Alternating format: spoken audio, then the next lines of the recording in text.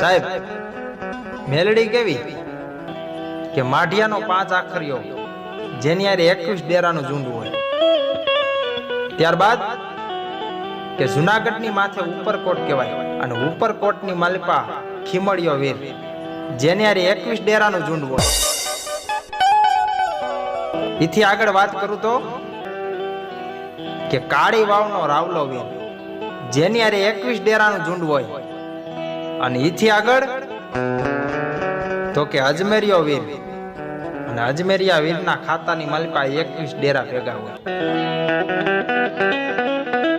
અને 4 21 ભેગા કરો ને સાહેબ એટલે 84 નું ખાતું થાય.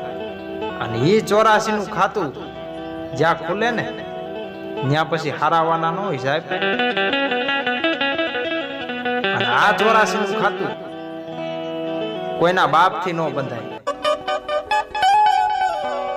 અને આને બાંધવું હોય ને તો ફક્ત એક મારી મેલડી થી જ બંધાય. કારણ કે આ 84 નું ખાતું તો એક ફક્ત મારી મેલડીના જોડીના નાના નાના રમકડા છે સાહેબ. હે અને એવી મારી લુખેલા ધામની માલિકા મારી મેલડી બેઠી જ ભાઈ.